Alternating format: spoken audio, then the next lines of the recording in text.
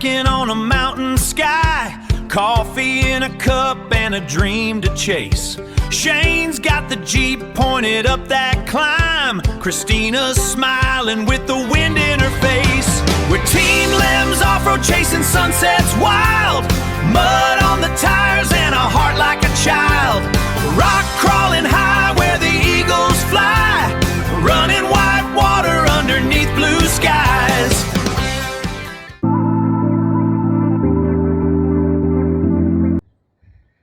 Good morning, guys. Welcome back to the channel. Today we're going to back on the KRX again.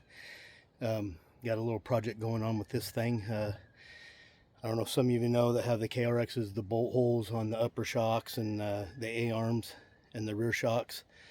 On the upper part they tend to wallow out, and there have been cases of people blowing their shocks out, or blowing the bolt and everything right off the shock mount, and total on the side-by-side and everything. So we've got a product here that's supposed to eliminate all that, makes everything thicker, comes with bigger heavier duty bolts and stuff. And so yeah, let me show you what we got and what our fix is. So yeah, we got a hold of Jake at Full Acess UTV. I'm going to be using his front shock brace. Now this is for the upper. They make lowers, which I haven't got yet. When I do, that'll be in another video. But yeah, this part goes on the front of the shock mount, and this part goes on the back of the shock mount, along with these spacers and more heavy-duty bolts, and then longer bolts to reach all the way through. And it's got some upper ones here for the smaller spot here. So let me get you up here and show you what we got. Alright, so what we're going to be doing in a nutshell is removing these two, and then the upper shock bolts and nuts from the back, and then that full access plate will go on here, and then the smaller plate will go in the back, and with the bigger stronger bolts and the smaller ones up here. So that's what our job is for the day. That's what our mission is going to be. I'll show you a few things. You got to jack the rig up in the front. You want to make sure the tires are off the ground, and then that way if you have to do any wiggling to get that upper bolt in, you can grab the tire or use a pry bar or something on the A-arms down there and get it lined back up. But typically they don't get too far out of alignment. Yeah, you won't be able to do that if you had all your pressure on the shock, and then when you took the bolt out, it would try to push up through the hole and get out of alignment anyway. So get that jacked up in the front, tires off the ground, and just a little out of safety, throw a chuck block in the back. And yeah, there you have it. All right, getting these uppers out. It takes a 10mm. Put the old impact on there. Gets them right out. Whoop. All right, that one fell down on the ground somewhere. Luckily we don't need it. All right, now we'll get on these upper shock bolts here and get going on that. All right, I got them both out, and my shocks did slide down, so I will have to pry those back up. Probably letting the jack down a little bit. And I'm going to show you a little trick. The back bolt, or the nut, is flanged, so don't be afraid that when you got it on there, it's not going to fall off and fall down. You can just tip it over and hold it in your box end like that and bring it out. So there you go, little trick. All right, I'll get these lined up and get to installing stuff. All right, guys, I just ran into snafu number one.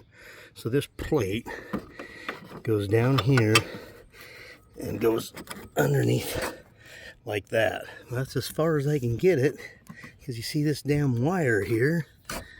They brought that wire out from the dash somewhere and ran it through right there and then down here, so it's in the way.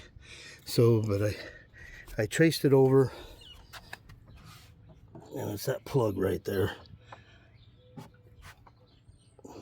for the rock light in the front. So I will undo that plug, get rid of the zip ties, see if I can get that fished out of there. So, be right back.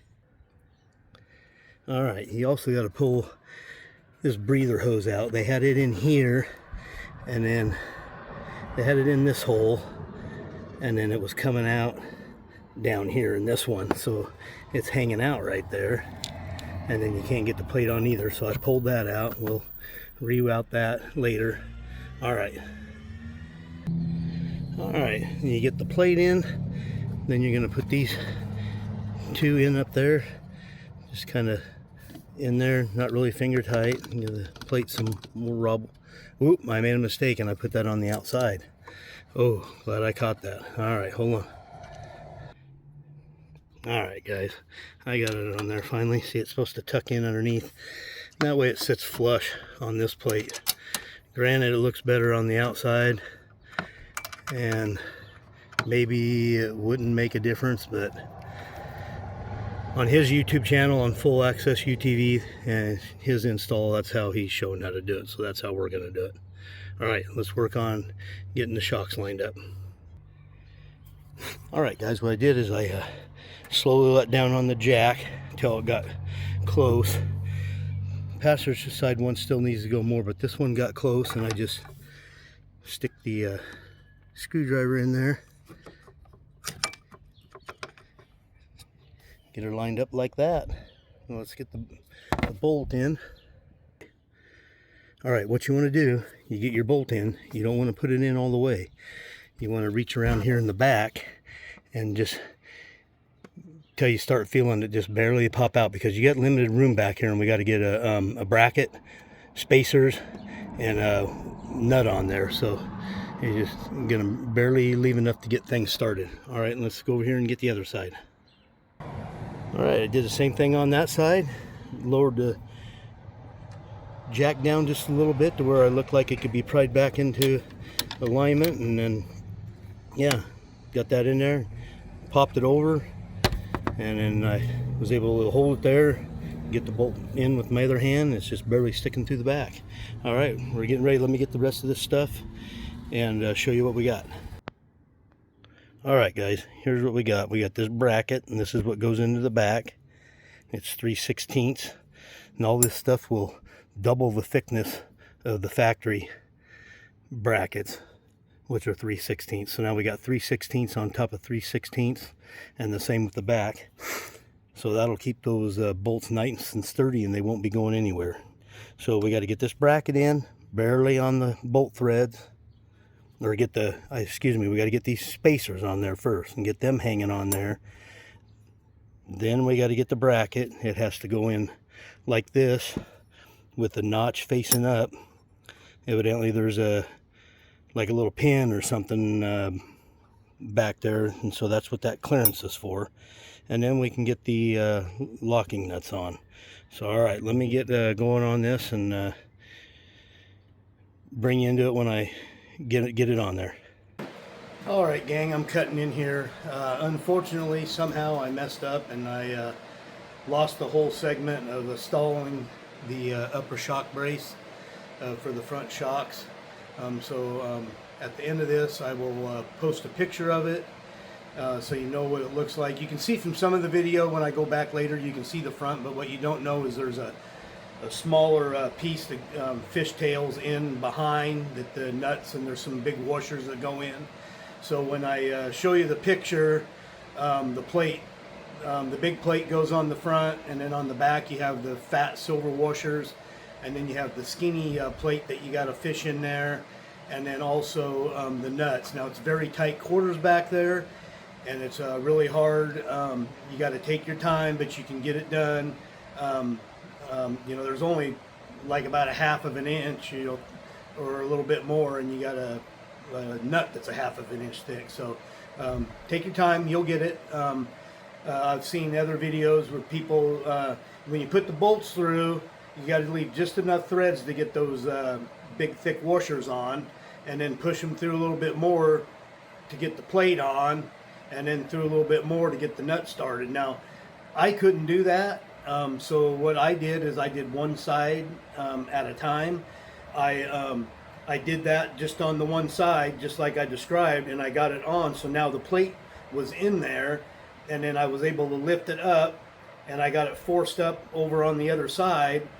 And then what I did, it was kind of sitting tight against the bolt, and I was able to just back the bolt out just a little bit and then slip that fat washer in there, and then that it was tight enough it would hold it, and then I could put the bolt back through and then get the nuts on. That's the way I did it. So anyways, sorry about that. I just realized I didn't have that footage for you, so I apologize, but please enjoy the rest of the video. And yeah, thanks for watching. I really appreciate it.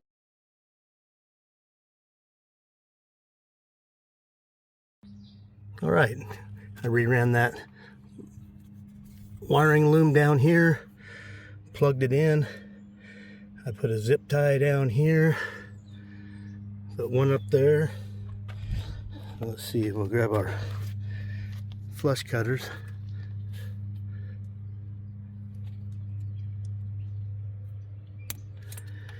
Things work so awesome. Just snips right off. And then when it goes up there, I got it here and here, and then you can see it just loops around kind of where it was and goes back up in there. So I'll snip these off.